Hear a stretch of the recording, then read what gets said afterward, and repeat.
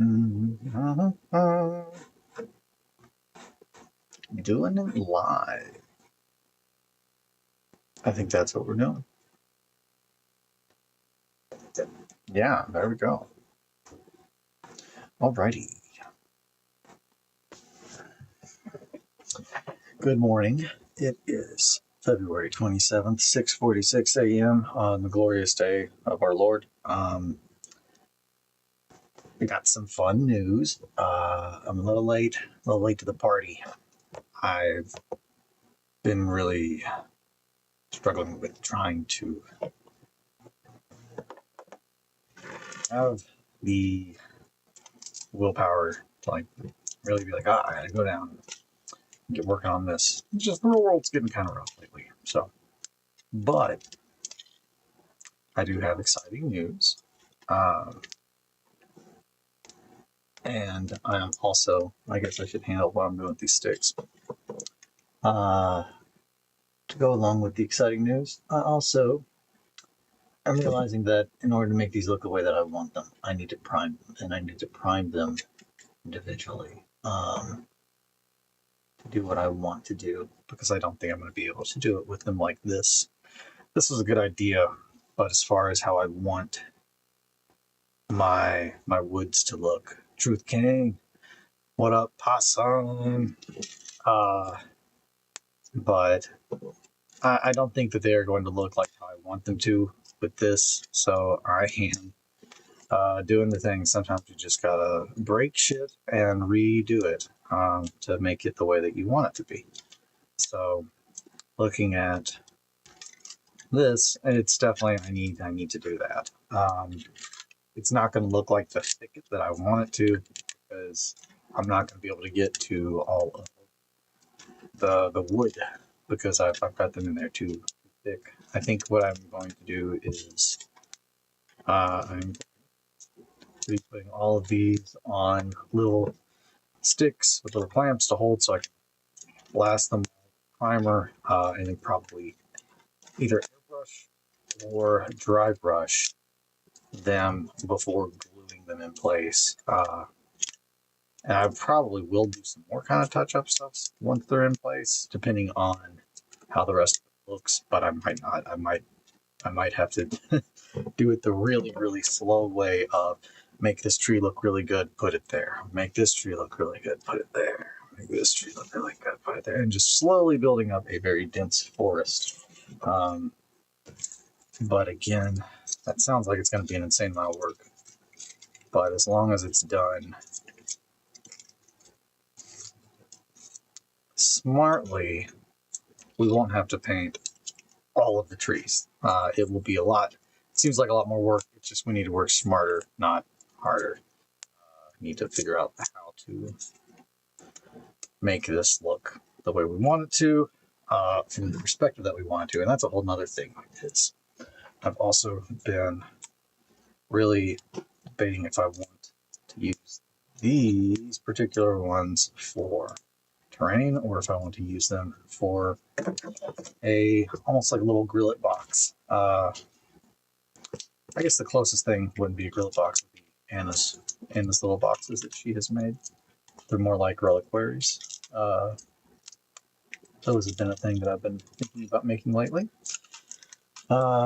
I got some big news, everyone. Your boy will be at Adepticon. Due to unforeseen developments that I'm very excited about, I was invited to stay with someone who already had a room and is already writing up. So I thought, yeah, I'll go too. That sounds great. I'm really excited. So I will be at Adepticon, which means that I've got some stuff I gotta finish. Last Adepticon, I was very focused on trying to get my Mysterian gang done. I know, I'm so excited. It's really weird because It's really weird because I was thinking on, it was either Tuesday, I think it was Tuesday. I am sitting at work and I'm listening to my corporate job tell me all the things that I need to do to be better at my corporate job. I'm like, I should start taking these skills and applying them to what I actually give a shit about and my personal life. And that's what I'm starting to do. And that's a good choice on my part. Learn your corporate job. Not literally. I mean that like metaphorically, mentally. Don't let it trap you. Well, I'm not encouraging people to destroy things. We're going to leave it at that. So I'm excited. I'm excited about Adepticon. I do have a lot of things that I want to do. I kind of want to enter frustration into the Golden Demon just to have a big demon in the Golden Demon. And I mean, I'm pretty happy with it so far. I think it's looking pretty good. I'd like to think that I could at least maybe get a pin or something, but I might try to finish this bad boy up in time to enter him. I've also been thinking a lot, as always. My hobby stream is just a stream of consciousness. Blah, blah, blah, blah, blah. I've been thinking about if I want to make anything for Trench Crusade because of the competition. And I've gone back and forth. Doesn't it need GW bitches say, fuck? I bet it does. I bet I can't put that in Golden Demon because it's all scratch build. Well, it's not scratch build entirely, but that's a GW bit, and this is a GW bit, and so are these. I've got 1, 2, 3, 4, 5, 6, 7. I've got like 10 Games Workshop bits on this thing. That's a Games Workshop model, baby. No, you have a very good point, Possum. This is more of a Rusted Demon kind of thing. I know. I forgot Games Workshop got like that. That's like half the model. That's like half the model. Like half the model is like, yeah. Yeah, like when you think about it like that, as far as pieces, it's a skull, wood, doll hair, trash. I like telling people when I make things out of trash, like, oh, it's a peanut butter jar. They're just like, trash man. I'm a trash man. Oh boy. But yeah, I'm excited. I'm excited for Adepticon. Like, stuff to do. I was thinking briefly, I keep going back and forth on my thoughts on Trench Crusade. I'm still very. The part that gets me hung up on, I've got to figure out where the hell I put all these little clips. I don't know where they are. But the thing that gets me hung up on is I know that they're not trying to be shitbags. Like, they're all of it. They have the same opinions about bringing religion. At least I thought they did. I don't understand. I just don't understand. I don't understand Trench Crusade. I also really like making satanic shit. So that's the part where I was getting to is part of me like, well, if nobody plays Trench Crusade except shitbags, well, that's not a problem. Because that's just shitbags will play Trench Crusade. That's what I'm worried about. I don't want people who are introduced to wargaming decide to go to Trench Crusade instead of Warhammer, and then a bunch of right-wing fucks like scare them out of wargaming. Trench Crusade is a problem because of I just don't want neo-Nazi fucks in my gaming community. That's really what it comes down to. Or super, religious Christian zealots. I don't want them in my gaming community either, because statistically speaking, the majority of the people in my gaming communities are there as like a safe harbor in our Bible Belt area, from all of the things they get called and whatnot, that makes them go and probably play more introverted games. That's what I did. So I don't know. I am torn because I love Mike's art, and I have always loved Mike's art. And I'm a pretty blasphemous person myself. I think it's just the part of it that I don't want to see it all on the board is just like, that's a really part I don't want to see on the board at all. I really don't ever want to see a giant fucking cross. I'm just like, man, I don't want to. bring that into my game. An upside down cross kind of makes it better because then it's more lighthearted. But that's just for me. Trench Crusade too woke for them. I think that's it. Where it's just like, if I do start working on Trench Crusade, I am going to make the single most blasphemous like models like possible. Like, I really want to lean into the 7-headed serpent and just make the most satanic looking shit. Because I do love making that.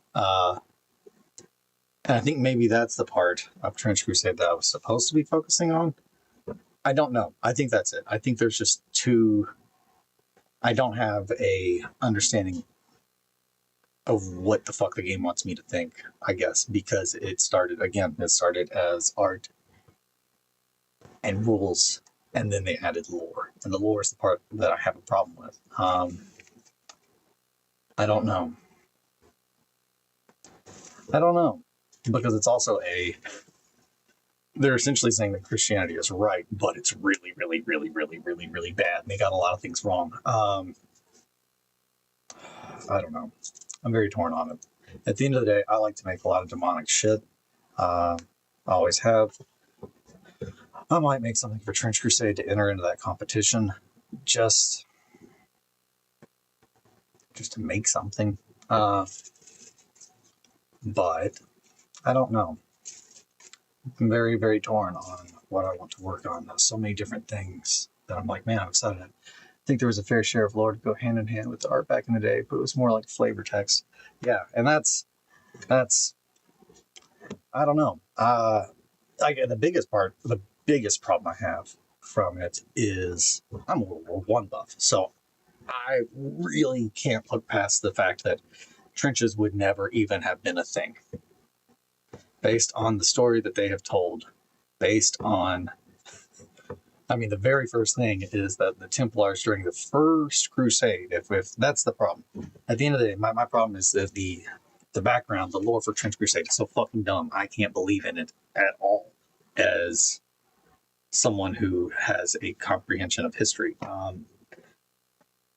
The very first crusade, the Templars find a satanic relic. Okay, that is when the war for heaven and hell starts. Technology's fucked. It doesn't exist. If religion is the thing that is like fact now, then why the fuck would we have medicine? Why would we have technology? Why would we have anything? Because we don't need that, because God's real. That's the whole point. Like, if God was real, we don't need distractions and all this other shit.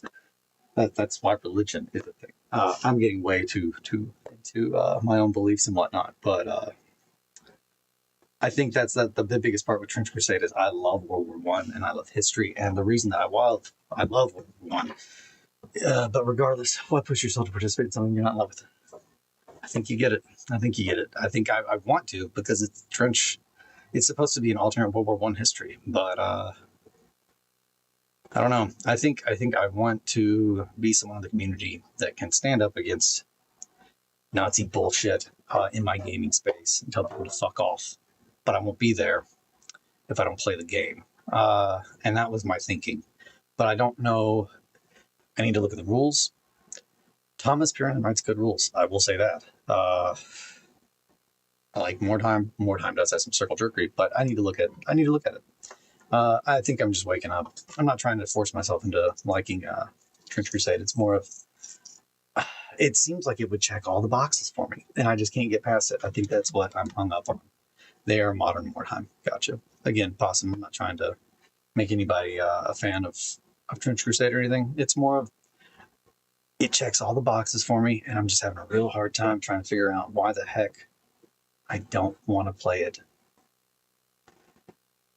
I think, I don't know. I think Bill also touched on it. I just can't get past it. This one I'm really hung up on. And I think it's just the fact that it had the potential to be something really, really, really cool.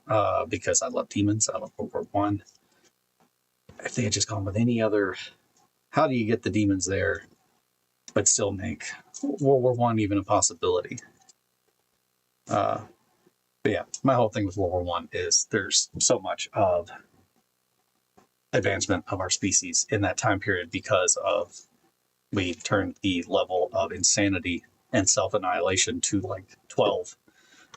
So we advanced medicine, technology, everything by a century in a time period of 4 years, which when you look at like our species, it's fucking nuts. Like, again, we rode in on horses. We left with tanks. The word tank, they weren't even tanks. A tank is it's a term. There's a term for when you call something something else, not just a nickname, but you do it for like intel reasons. But that's a lot of people don't know. If you already know this and I'm boring you and you've stumbled upon my page, the original tanks were called land ships because they were part of the Navy, because they were literally boats built to drive on the ground, and they were called tanks in the event that the opposition found out that they were building something. They didn't want them to have any idea, and land ship tells you what the fuck you're going to be dealing with. But they used the word tank, which is just like a reservoir. So, you know, if anything was gleaned by the central powers, that was central. Yeah, central, I believe. It's been a while. Germans essentially, though. The English specifically were worried about the German Empire finding out about their tanks because the Somme was coming up, which is one of the most horrifying days of history for humanity. If you were one of those unfortunates that found out about tanks for the first time after it was either 24 or 36-hour nonstop bombardment, but I'm pretty sure it was 24. They on the first day of the Somme, they, for a full day, bombed the fuck out of the Germans. Over X amount of millions of shells were fired that day, and then they drove tanks at them that were impervious to their weapons. And even though half of them fucking broke down before they crossed the lines, I mean, it's the most devastating morale breaker. Doggerland game? I have not. What is Doggerland? I like cats. I'm not a big Dogland, but not a big dog fan. Dog man. I'm feeling the vibes. I got all my sticks, all my twigs here. I gotta start putting them on little things so I can spray them. I'm ranting and raving about World War One. I like World War One a lot. I think the thing that got me really interested is not one of the things. I really like how much technology played a part. I guess that's it. A big part. It's World War One with witches and takes place in Dogland. Well, that sounds like something I would like. I like that. I don't know. I was talking with my buddy Jared because we both very, very, very much loved the game Battlefield 1, because there's not really another game that has that kind of gameplay vibe. At least how we always like to play, which is where you find some place that for some reason the other team they want it so bad, and we always call it Party House because there is a map. It's St. Peter's something. It's one of my favorite maps from Battlefield 1. And I have the little art book, so I could show a picture of the concept art of it. But it's a wonderful map. Very, very, very good level design. One of my favorites. And we were talking about how what makes that game so good is the destructive environments. One of the things. I mean, that game's a masterpiece. That's why a decade later, you go and turn it on right now. There's still 1,000 people playing it right now. But not the Battlefields that came out after it. They made something really, really special, very unique. But the vibe is there. Just crawling around in mud, and listening to screams while having a shitty single action rifle. That's classic World War One, BB. And then they added Passchendaele, which is the scariest place. It's my number one. If you're oh boy, you got a genie wish, and he's I'll take you anywhere you want. It's just not Passchendaele in 1916 through 1919, please, anywhere but there. That's the last place I want to go. It's the Third Battle of Ypres and Passchendaele. This, if you ever want to like read about some nightmarish shit, read the firsthand like accounts of that. They are so disturbing. I don't want to grandpa everybody while I organize these sticks, but I'm probably going to start grandpaing you. The Third Battle of Ypres in World War One was so fucking horrifying because it had experienced 100-year reign at the time. So it has had more rain in Passchendaele, around Ypres, in a century. It is so wet. There is so much water. And then everybody decides to try to change the landscape of Passchendaele to match that of the moon with cannons. And they do. And I'll have to show some pictures, but I actually used Passchendaele as my point of reference on my mud board because of a picture that I kept as a reference because of how really it like shows you how gnarly things were. Man, 1 second. Let me pull this bad boy up. But yeah, so they experienced more rain, it was essentially, yeah, 40 days, 40 nights. Okay, here we go. So here's Passchendaele. And that's gonna look like shit because it's on my phone, but Passchendaele. It stopped being a city and like started to become like just a piece of dirt. But yeah, that one I've always found to be a very haunting but beautiful photo of like the guy standing by the trenches, or not by the trenches. That's a crater. I don't know. It's World War One. There's just every aspect of it has always been so fascinating to me. So I think that's why I can't get past Trench Crusade. Is that you tell me it involves a time period that I love. It involves an artist that I love. It involves the guy who wrote Mordheim. It checks all the boxes, and I'm just upset that every time I try to start getting into it, it's like, this is wrong. And I know that the answer is to move on and just play something else. But I was just real worked up. I was real excited about it. So, not worked up, like angry, but more like, man, I'm dumb. I'm disappointed, bummed, dumbed. Just because, again, I was like, man, fuck yeah, that'll be rad. What is that? That looks like a piece of dust. I don't know. So these have been hanging out on top of my Gundam cabinets for months since I think around this time last year. And all some of the 28 guys. Yeah. Sorry, Possum, if you don't want to hear anything about World War One, I will refrain from grandpaing you, as I refer to it when I do it to my wife. Because there's when you tell your wife or your girlfriend something, she's like, yeah, you don't need to dad me. Dadding is like when you're like telling her an adult thing. Grandpaing is when you tell her something that happened like before either of you were born and you rant about it like you were there. I used to do that a lot. When I first started getting really, really into World War One, I would just tell my wife so much stuff and she'd be like, cool. So what did you want to have for dinner? I just asked you what you want for dinner and you told me about this blank battle that no one really knows about from World War One for 45 minutes. Okay, cool. Yeah, if you're feeling it, then like that's what I love. We went on our honeymoon. Kelly and I went to the massive mines that they lost on. Okay, yeah, no. That's it. It's so interesting to me because it is one, and that's. I know everyone's like, oh, well, what about Last War? Last War is not what I want. I love Last War. But Last War is a alternate, like World War One, World War Two.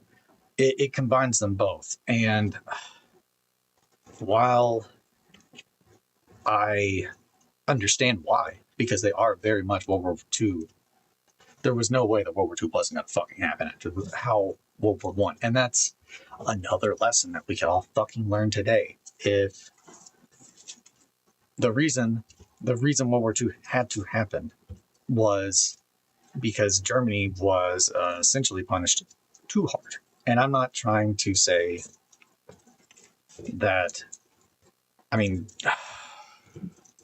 it's not even. World War One is so interesting because, again, World War Two, it's pretty cut and dry. It's pretty cut and dry. If you're arguing who the good guy or bad guy is in World War Two, fuck you. Like, period.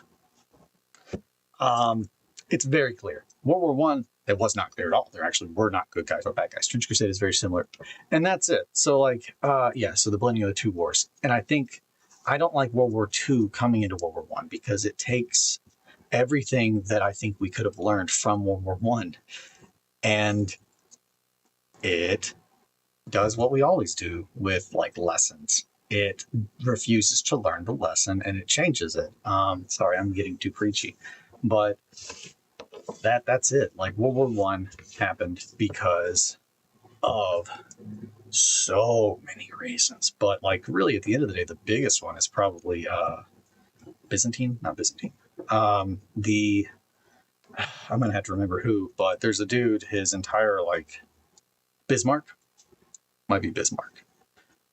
It was this old dude that had pretty much been running the German empires like Bismarck. I think it's Bismarck. Bismarck diplomacy. I want to say it's Bismarck. Anywho, he is the god of diplomacy, period. Like, he figured out the way to make Europe not kill itself for, like, a really, really long time. And he did a really good job at it. And then he got old and he died. And some dumb young fuck became the new emperor and thought, man, I should just do whatever I want and start taking down different things that they had set up. So it wasn't like an overnight kind of thing. It was a bunch of shit that had been really thought through, that hadn't been maintained and updated as the world changed and evolved. And pretty much, once the guy who knew how it worked died, or stopped being able to run the thing, the people who were left to run the machines, they don't know how it works. This is where the lesson comes in. They don't know how it works, so everything goes to shit. And the big spider web of alliances that Bismarck had made in Europe, that essentially made it to where there could be no war, because if there was war, everyone is now at war. And it's essentially, he set up a fuck around and find out like plan. Like, he pretty much got a map and he got everybody together and he said, this is the fuck around and find out map. If you fuck around, you will find out from all of us, because we're all allied with each other. So if you really try to pull one over on everybody else and like make yourself out to be better, get better than everyone else, then you're going to get fucked. And that's what happened. Essentially, he dies. They get a new minister for diplomacy and all these things. They slowly start changing things over years. And this is a time period of like 10, 15 years. It's a powder keg, though, because there's, again, nothing happens in a fucking vacuum. The world does not happen in a vacuum, and that is the problem with everything. All of this is happening. While this is happening, other people are doing stupid things. And then you got old Franz Ferdinand. It's just such a powder keg until eventually it does explode. And Germany has made all these alliances with these small countries around her. Germany doesn't have any choice but to go to war for Archduke Franz Ferdinand's assassination. And keep in mind also, like, the beginning of World War One, when all this is like, ooh, like the guns that they have now, like in World War One in like 1914, are like, ooh, it's pretty scary, but like machine guns are like right on the verge of being invented at this time period. So the first battles of World War One, they think are going to be much more in the vein of like lining up rank and file, and it turns into some real insane machine gun, just fish in a barrel kind of shit. And that very quickly dictates the vibe that the war is going to have. So with World War One, though, I always find it interesting because there is, in my opinion, no good guy. It's a war. It's a human war. It's a war about, you killed our king, and that's it. Like, It's just, oh, you assassinated so and so, and there were so I say it's because you killed our king. There are good and bad. If you look at it, there are reasons why Franz Ferdinand was assassinated. There's all kinds of reasons. From a big standpoint, though, the meat grinder that World War One turned into, it's not because of Franz Ferdinand. Like that's the thing. But eventually, it stops. It stopped being because of that, and it just turned into a meat grinder that everybody was just putting meat into. And being like the percentage of the population that gets put in the meat grinder, it's definitely something that should make you think. Think about how the world just ran, and think about how we handle things. Planning is important, and being a good person is important. I'm not trying to be preachy these days, guys, I promise.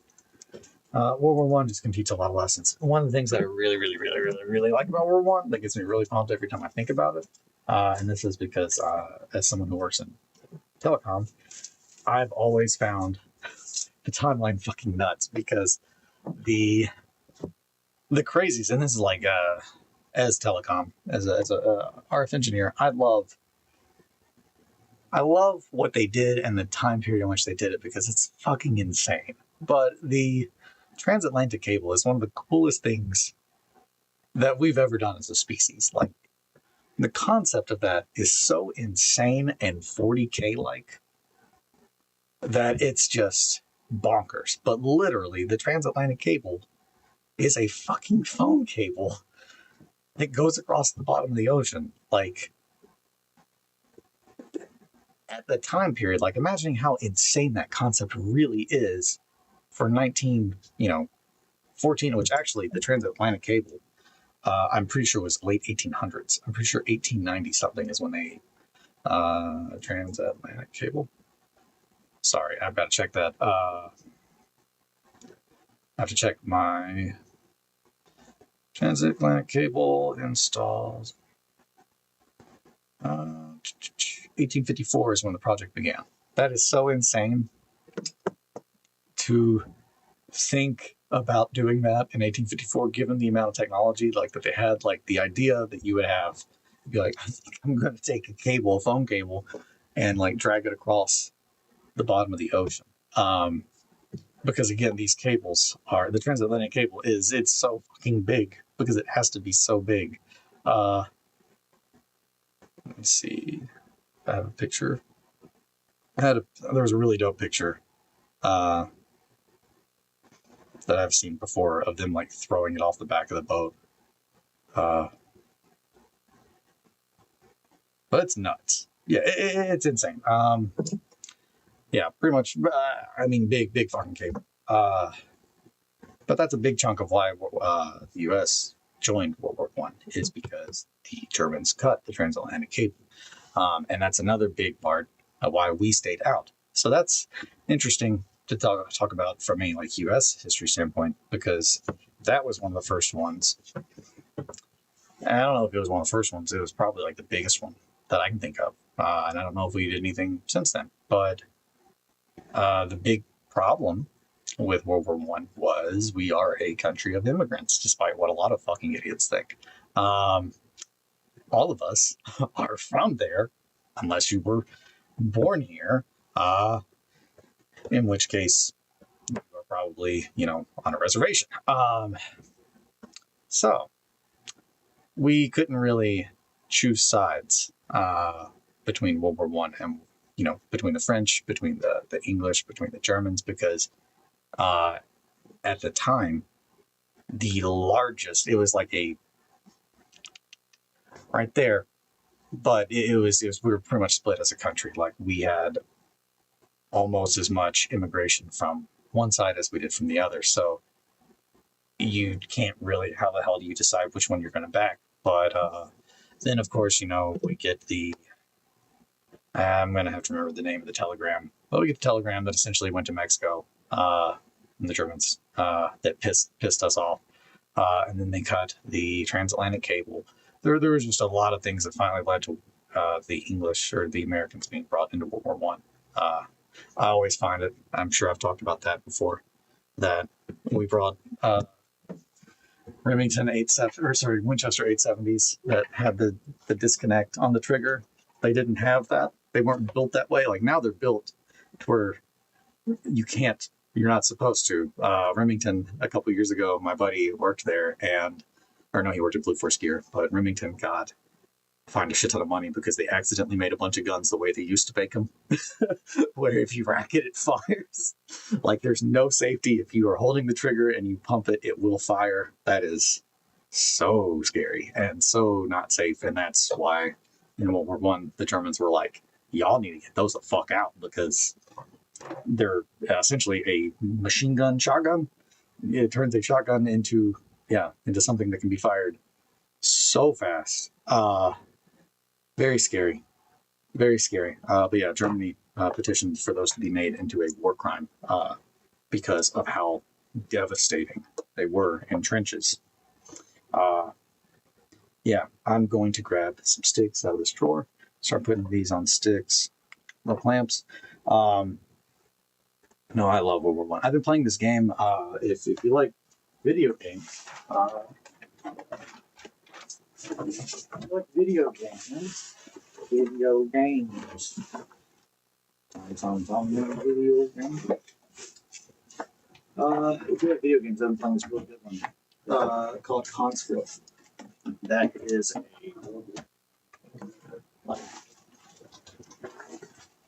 guess it's top down.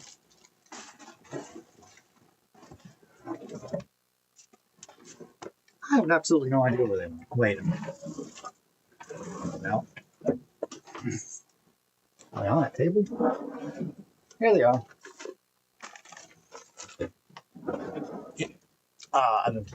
I've been known to play a video game here and there. It's on a lot of different things. I'm pretty sure I saw that it was on Switch, but if you are in the mood for an intense, like nostalgic kind of like throwback, Conscript is a like top-down survival horror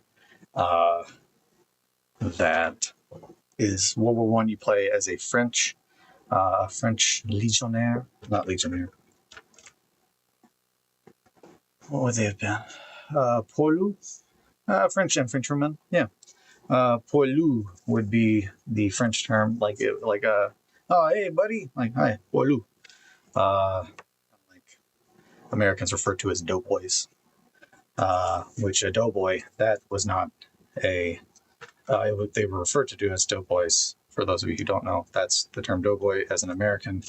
That comes from when we joined the war. We joined the war so late. The French and the British referred to us as doughboys because we were all green. Like none of the Americans had been in the conflict, whereas like they'd all been in the shit for years. But they also had not been in the shit for years, so we were able to move and take a lot more ground. I'm not even remotely disparaging what anyone else did. One of my favorite moments that I've ever had was on my honeymoon. But yeah, Possum, if you like survival horror, if you like those kinds of games, Conscript, I really have been enjoying it. I love World War One, so it has a big perk for me there. But it's got the vibe. Rats are fucking awful. Essentially, it's kind of Souls-like in that you have to dodge attacks like in Melee or if you're being shot at and stuff. But it's got a very Super Nintendo, like, Zombies Ate My Neighbors kind of vibe. It's got almost like a top-down look like Hotline Miami. Not Hotline Miami, because it's Zombies Ate My Neighbors, I bet it's closer. It's much more old school. But it's not top-down, technically. It's like, you know what I mean. Yeah, Zombies Ate My Neighbors is probably the most popular game that I think I know of that had that kind of like the angle, the view of how you move around the map. But it's been very interesting, and I've really enjoyed the things that bleed over from history. That's it. I think if you can make a game, it sounds like Yeah. So like, if you like Darkwood, you will love this. I need to beat Darkwood. I need to play more Darkwood. I have so many games I loved, but I did play Darkwood though. But yeah, if you like Darkwood, Conscript is like Darkwood, but World War One. Fuck me, there is like I had to start mine over my playthrough because I fucked up my first playthrough so hard. You have the option in the beginning to choose if you want to have checkpoints and like auto saves or save whenever. And I did not want to do that because I'm a masochistic monster.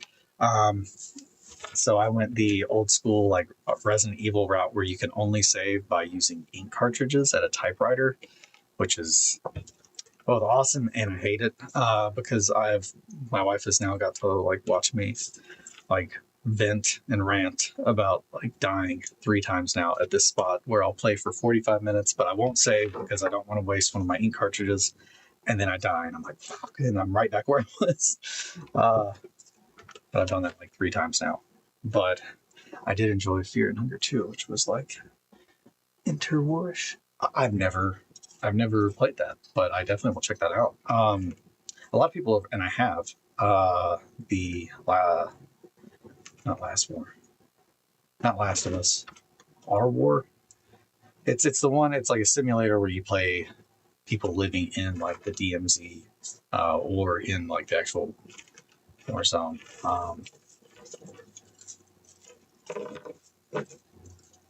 want to say Last of Us, but that's not it at all. That's an entirely different thing. I want to say it's Our War. I don't know. This War of Mine, Eric. Oh, you. Thank you, Eric. Yeah, this War of Mine. I have it because it went on sale at one point in time. I'm really bad at that. Like, if a game is on sale for like $5 and I've heard that it's good, I'll buy it. And then I'll never play it. And then I have hundreds of games on PlayStation, and it's just like either that's the thing. It's like they were either free or they were like $1. And it's just like, but am I ever going to play that? I don't know. I feel guilty about stuff like that sometimes. But I know there's also no reason to. But yeah, Conscript is really fun. The scary thing is rats. So the Germans are really scary in that game because, you know, they are other people that want to beat you to death. But rats fucking are awful. And I liked that they made them much scarier than the people because fuck me, if you like are going through like a section of the trench, like it's a lot of like, I mean, it's Darkwood. So like you have a set map, so you're going to be moving across the map multiple times, going back and forth to pick up things. If you kill a guy, and then like, if you kill someone, they stay there. And the next time you come, their body will have flies around it. And then as you leave their body there, it starts to become like a source of not good. Rats start to show up, and then more rats. And then the next thing you know, you got a bunch of rats that just hang out on this dead corpse chewing on it. And then like, if you get too close, they will chase you and bite you because they like get to be the size of like dogs. But if they bite you, you have a chance of being infected, and then you just slowly take damage over time, which fucking sucks because again, there's not very much health stuff because World War One sucked. My friend and I often joked that World War One, like Battlefield One, it was just like, well, you know, it's not as realistic as they made it because you can jump out of a plane and then you get to play the game. Because that was like a big thing with World War One is like we did not know how to fly planes.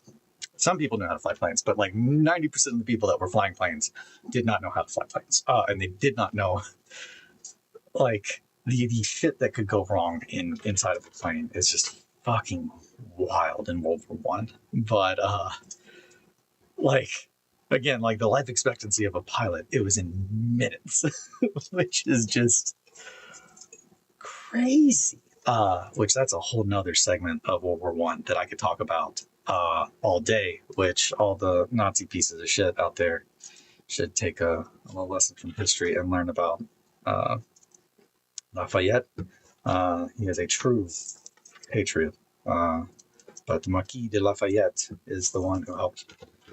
Essentially, he was people talk shit about France, about how they handled the Nazis and everything, and the French surrendering. And I had a very intense, impassioned conversation with a Frenchman named Remy on my honeymoon, while we were all very intoxicated about my love of the French and how hard they are because of World War One, and no one gives them credit for it. But like the French during World War One, like in their like small little country, like essentially were like Gandalf standing up to the Balrog, like in every way, and that's literally where that comes from. Is they shall not pass. It's Il ne passe pas. Yeah, it's they shall not pass, which was Neville, Robert Neville. He was the hard French motherfucker that pretty much was just like no, and he got them all real pumped. And if I remember correctly, it's been a while since I've obsessed about World War One, but man, I'm getting real stoked talking about it. Robert Neville, he pretty much like France, like they were getting fucked because of old fucking dudes that don't know shit but think that they do. Again, there's a reoccurring trend here. So old fucking dudes that think that they know what the fuck they're talking about and are instead just getting hundreds, if not thousands of people murdered by machine guns and, artillery shells all over the place. Eventually, Robert Neville is like, fuck this shit. As a person who is capable of critical thinking and someone who's actually been in the trenches and someone who is there and has seen the things, he starts doing site visits, which is where he just grabs everybody that should know what the fuck they're talking about, and he starts making them go out into the trenches and seeing where the situation and what is happening and seeing why their dumb ideas don't work and making them understand the world that they are now in. That's what Robert Neville did. And he is most known though for not for that and not for himself, but I'd say he is most known for his line that Gandalf took, which is "You shall not pass." Gandalf says that to the Balrog. It is a reference to Robert Neville and the French of Verdun and the hills of Verdun, like all throughout those like forts that like the French like held for years. Just insane. Like if you want to read some crazy firsthand shit, like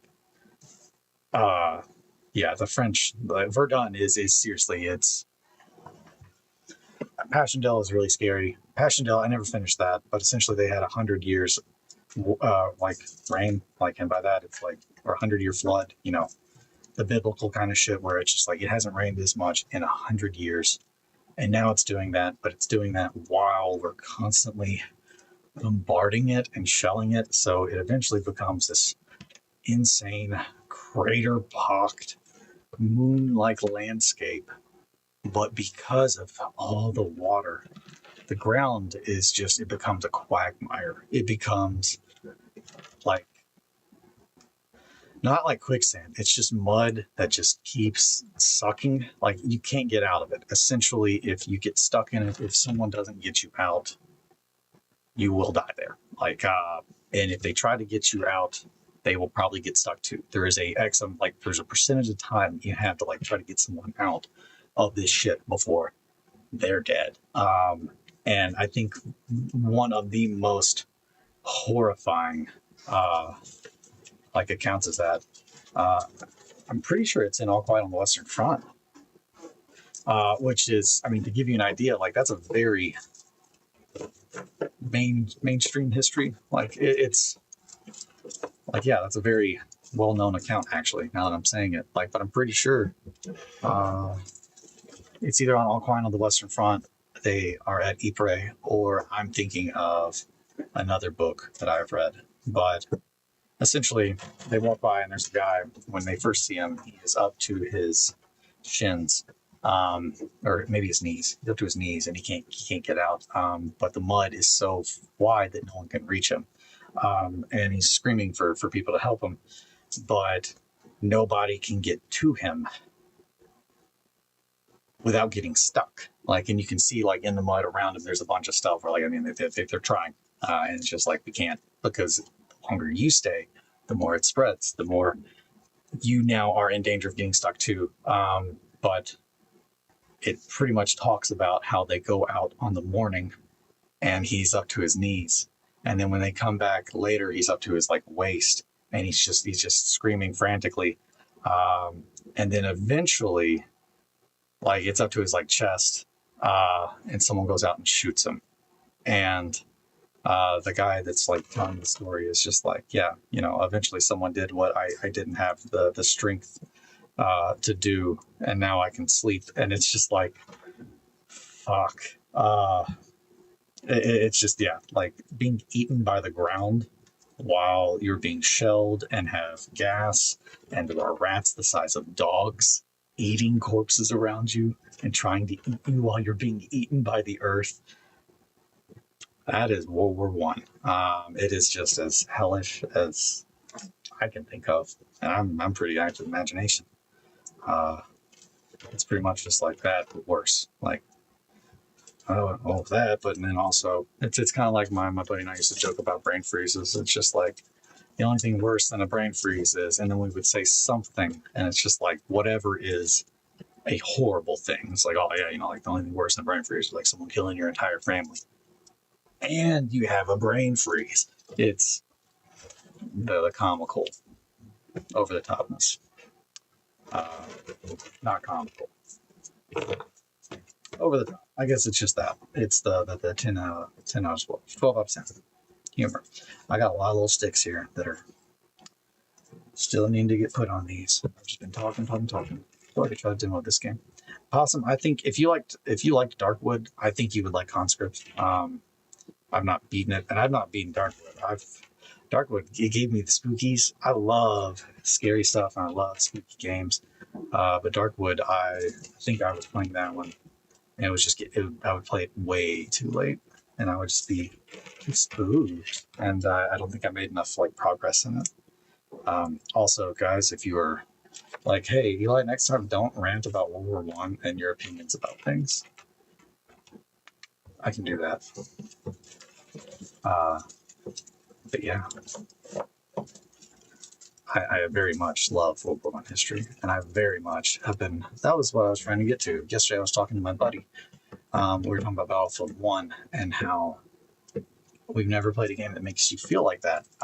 Like, there's not another game that like you have to get up in there, and I think it's all because of the environments, and I think it's all because of the weapons of the time, and it's because of the game itself. Like, it is such a objective based thing, which I know that this seems very much like, oh, I'm just talking about video games. I'm not just talking about video games. It's all tied in, I promise. I think I'm referencing Battlefield 1 because it is a very good, it was a very, very, very good thing, I think, for anyone that, now has an interest in World War One, because before it was not, like, there really were not any World War One first-person shooter games. So I think it got a lot of people interested in that, because there really isn't anything else like that time period because of that time period. Again, the guns that are being used in World War II, the machine guns and crazy shit, those showed up during World War One.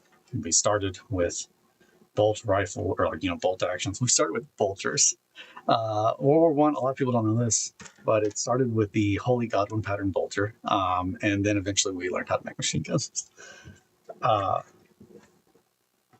yeah, just, I don't know. There's so many cool things like came out of World War One, and that's just like, you got medicine. I think one of my favorite things I saw at the Imperial War Museum was, and I'd never heard of them doing this, like, or seen in any of the books or any things that I've read or watched, but it was a fake tree.